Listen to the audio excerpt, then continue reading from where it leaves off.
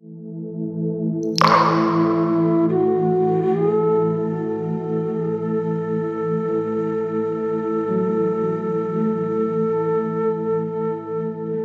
মাসের প্রতিপদ তিথিতে মহাসমারোহে পালিত হল গোবর্ধন পুজো, যা অন্নকূট পুজো নামেও পরিচিত।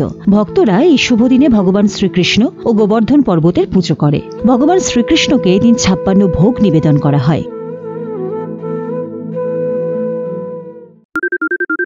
সোনাক্ষী, মশলা কোথায়?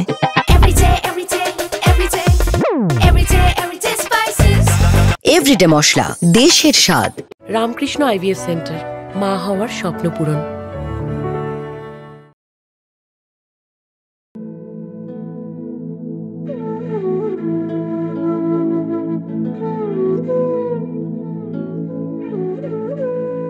বিষ্ণুপুরাণ অনুযায়ী একবার শ্রীকৃষ্ণ তার মা যশোদাকে জিজ্ঞেস করেছিলেন, সবাই কেন ইন্দ্রদেবের পুজো করে?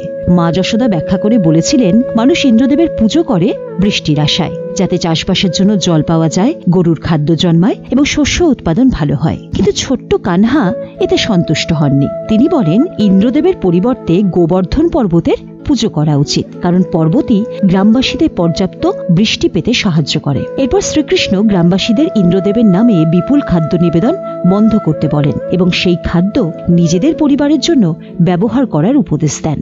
বলা হয়ে থাকে, ইন্দ্রদেব অত্যন্ত ক্রুদ্ধ প্রকৃতির ছিলেন।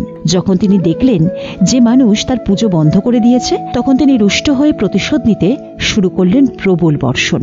এতে গ্রামের মানুষ ভয়ে আতঙ্কিত হয়ে পড়লেন। গ্রামবাসীদের কষ্ট ও সাহায্যের আরতি দেখে শ্রীকৃষ্ণ সঙ্গে সঙ্গে সকলকে গোবর্ধন পর্বতের নিচে আশ্রয় নিতে বলেন। নিজের কনিষ্ঠ আঙুলে সেই বিশাল পর্বতটি তুলে ধরেন। গ্রামবাসী ও তাদের গবাদি পশুরা পর্বতের নিচে আশ্রয় নেন। শ্রীকৃষ্ণ টানা 7 দিন পর্বতটি ঠিক একইভাবে ধরে রেখেছিলেন, আর গ্রামবাসীরা প্রবল বৃষ্টিপাতের মধ্যেও নিরাপদ ছিলেন।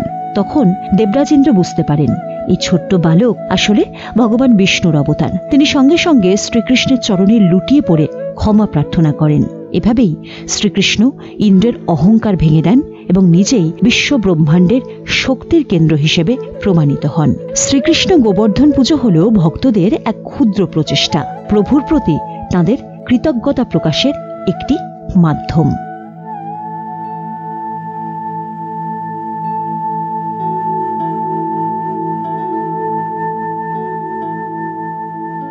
কলকাতা থেকে দেবার্চন চট্টোপাধ্যায়ের রিপোর্ট, উত্তরবঙ্গ সংবাদ।